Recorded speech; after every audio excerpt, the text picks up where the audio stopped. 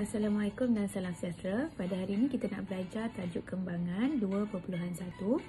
Okey, standard pembelajaran menerangkan maksud kembangan dua ungkapan algebra. Dalam tajuk kecilnya 2.1.1 kembangan ungkapan algebra. Kembangan ungkapan algebra bermaksud hasil pendaraban satu atau dua ungkapan dalam kurungan. So, untuk kali ini kita nak belajar hasil pendaraban satu atau dua ungkapan dalam kurungan. Okey, jadi itu bahagian yang pertama. Okey, untuk bahagian yang kedua, kita akan melaksanakan kembangan dua ungkapan algebra. Okey. Apabila melakukan kembangan ungkapan algebra, setiap sebutan dalam tanda kurungan mesti didarabkan dengan sebutan di luar kurungan. Untuk bahagian pertama ni, cikgu akan tunjukkan kembangan yang melibatkan satu tanda kurung dahulu. Okey.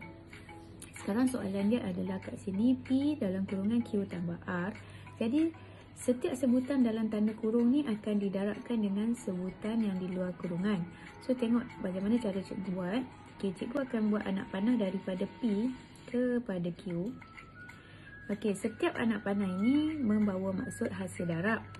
Jadi, apakah jawapan bagi P darab Q?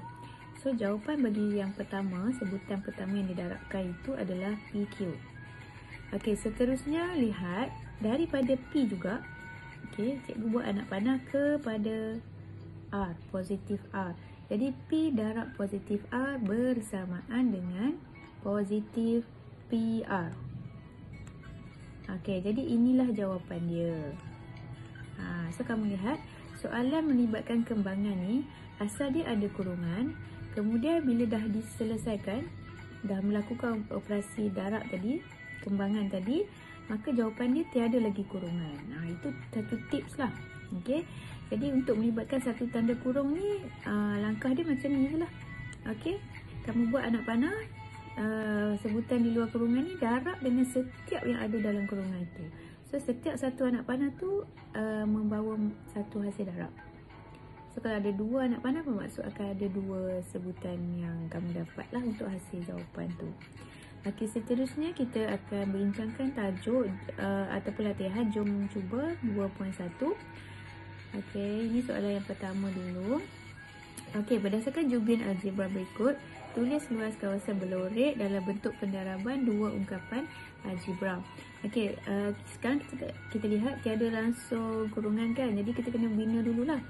Okey, kurungan yang pertama, dia kata dia nak luas. Okey, saya highlight sikit. Tulis luas kawasan berlorek dalam bentuk pendaraban dua ungkapan algebra.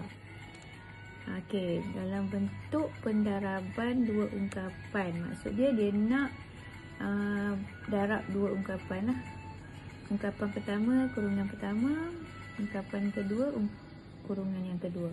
Jadi kita nak create satu kurungan di sini, iaitu dia nak luas kawasan berlorek. Kalau ikut segi empat tepat ni, panjang darab lebar kan. Jadi kita kena dapatkan dulu ukuran panjang dia, iaitu dari ujung ni sampai sini. Maka A akan tambah 1 tambah 1, 2 lah. Ini panjang. Kemudian kita lihat lebar. Dari sini sampai sini A, kemudian ada 1. Jadi jumlah keseluruhan adalah A tambah 1. So kita dapat dah kurungan yang kedua. Jadi nak tulis dalam bentuk pendaraban dua ungkapan algebra ni, bermaksud kita tulis A tambah 2. Okey, A tambah 2 dan A tambah 1. Macam tu. Okey, boleh ya. Jadi inilah bentuk pendaraban dua ungkapan algebra. Okey, seterusnya kita lihat soalan B. Soalan B masih nak kawasan berlorek. Dan kita lihat kawasan berlorek ni bukan semua. Jadi ada bahagian kita kena buang sebab part X ni dari ujung sini sampai ujung sini. So kita kena buang sebahagian. Serupa juga dengan kat sini. Okey, jadi apa kita nak buat ni? Jadi 4X tolak 3. So belah sini, bahagian sini 4X tolak 3 juga. Sebab dia hanya nak 4X. Jadi kita kena buang lah ukuran yang ni 3 tolak 3.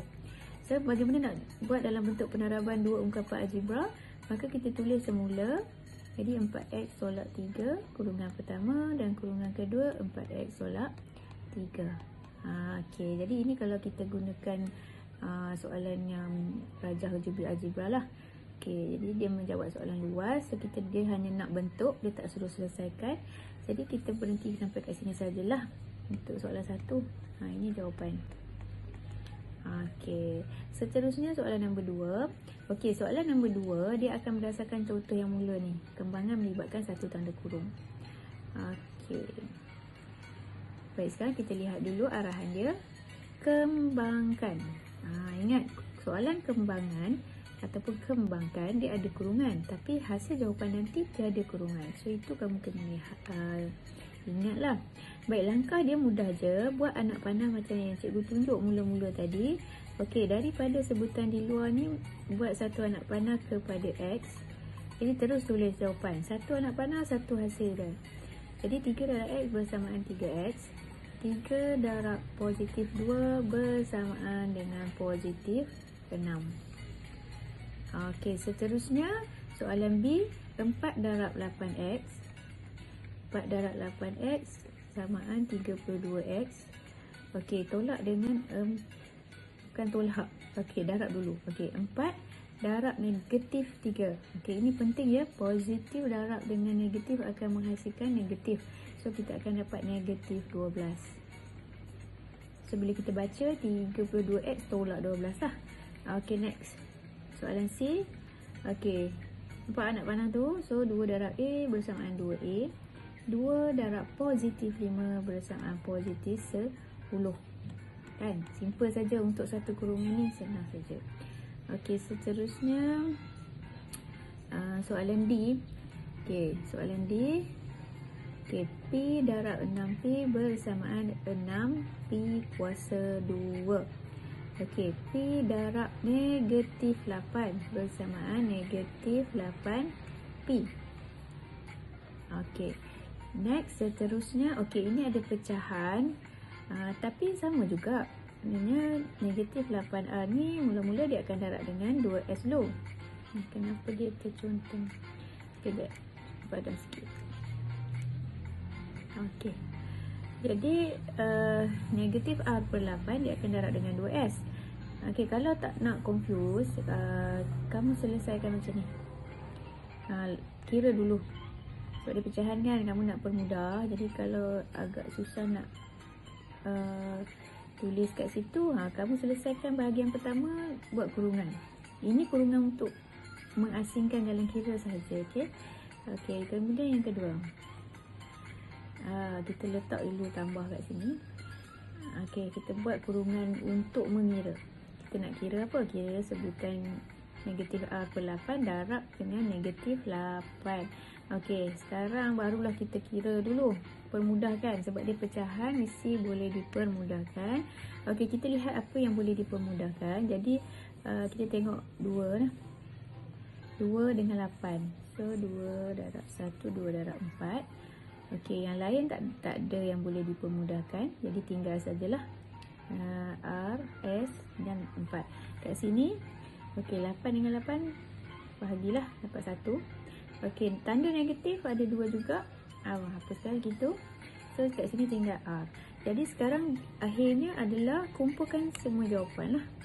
So, untuk yang pertama negatif R, S per 4. Okey, sekarang kita lihat semua dah dimasukkan, maka dia positif lah. Jadi kita lihat balik negatif darab negatif memang akan dapat positif. So positif R. Okey, ini jawapan untuk E. Okey, dan seterusnya contoh untuk soalan yang last ni, negatif 2. Okey, negatif 2 darab, cikgu tulis bawah sikit. Okey, negatif 2 darab PR adalah negatif 2 PR. Okey, kemudian negatif darab negatif, dia akan dapat apa ni? Negatif darab negatif, positif. So, negatif 2 darab negatif 2PQ. Okey, negatif positif. 2 darab 2, 4. Kemudian, apa lagi yang kena tulis? PQ. Inilah jawapan. Untuk latihan yang melibatkan satu tanda kurung. Okey, jadi ada 6 soalan dan juga yang tadi ni Jubin Algebra. Okey, jadi kita lihat balik dari awal. Jadi cikgu nak kamu salin, jom cuba ni sebagai contoh. So salin semua. Ni salin semua ni. Okey, sampailah F sebagai contoh. Dan kita akan buat latihan dalam modul yang dibekalkan. Okey, jumpa lagi. Terima kasih.